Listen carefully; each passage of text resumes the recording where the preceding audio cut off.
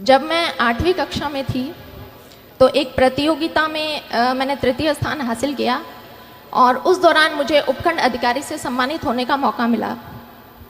जब उपखंड अधिकारी की गाड़ी हमारे स्कूल के प्रांगण में आई तो उस गाड़ी पर लगी बत्ती को देखकर मेरा बाल मन सम्मोहित हुआ था। लेकिन जैसा कि बाल मन होता है, कुछ घंटों कुछ दिनों में वो जो मेरी यादें थी वो धूमिल हो गई। उसके पश्चात 10वीं कक्षा में फिर से मुझे मौका मिला जब मैं जिला कलेक्टर महोदय के द्वारा सम्मानित हुई।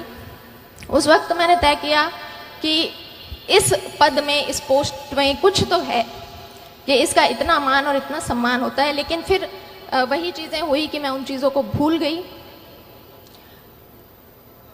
10वीं परीक्षा के बाद जब ऐच्छिक विषय चयन का प्रश्न खड़ा होता है, उस वक्त मेरी कुछ सहेलियों ने कहा कि हम तो मैथमेटिक्स साइंस लेंगे और इंजीनियरिंग करेंगे।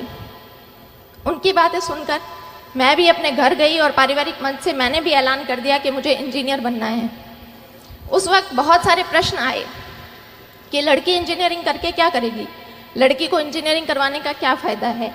लेकिन वहाँ मैं धन्यवाद देना चाहूँगी अपने पिता को, जो ढाल बनकर मेरे सामने खड़े रहे और मेरे इस निर्णय का पूरा उन्होंने सम्मान किया और मुझे इंजीनियरिंग की पढ़ाई पूरी करवाई।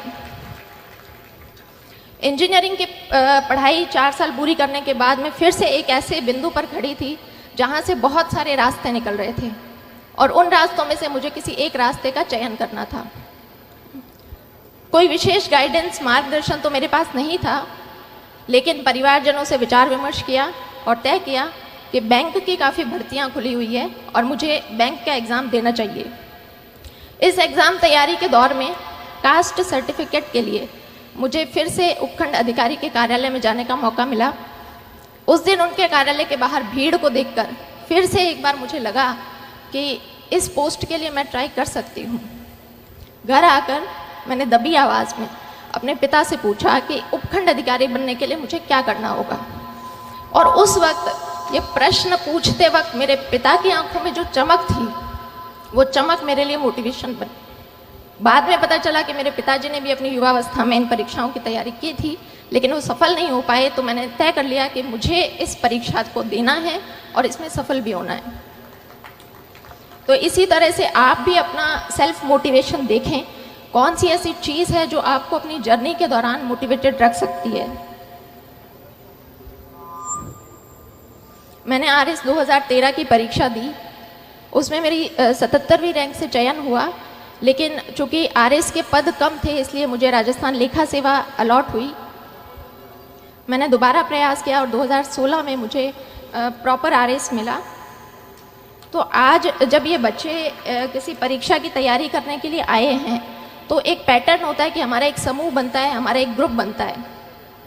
मैं आप सभी लोगों से अनुरोध करूंगी कि अपने उस ग्रुप का चयन बहुत सोच समझ कर करें। जब मैंने प्रारंभिक परीक्षा अपने घर से तैयारी करके पास की, मेंस के लिए मैं जयपुर गई। वहाँ पर शुरुआती दिनों में कुछ मेरे ऐसे दोस्त थे जिनका हर वक्त यही कहना होता था कि भर्ती तो सिर्फ 700 पदों पर निकली है, हमारा नंबर कहाँ आएगा। हमसे पहले भी बहुत से बच्चे हैं जो तैयारी कर रहे हैं, हमारा नंबर कहाँ आएगा। तो मैं भी उन शुरुआती दिनों में काफ़ी नेगेटिविटी से घिर गई थी। फिर मैंने तय किया कि जब परीक्षा तो देनी ही है तो क्यों ना अपना समूह बदल लिया जाए। फिर मैंने 2 ऐसी लड़कियों का चुनाव किया जो मेरे ही बैकग्राउंड से थी। हमारा बस एक ही डिस्कशन रहता था कि भर्ती तो सैकड़ों पदों पर निकली है, हमें तो सिर्फ एक पद चाहिए।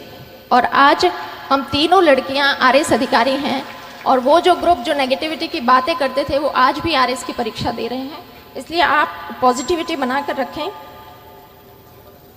मैं अपनी बात को कंक्लूड करना चाहूँगी कि यदि आपने सोच ही लिया है कि आपको रणभूमि में उतरने का आपने मानस बना ही लिया है, तो आपकी तैयारी ऐसी होनी चाहिए कि प्रश्न पत्र में किसी भी प्रकार की गुगली डाली जाए, आप नॉट आउट वहाँ पर डटे रहें।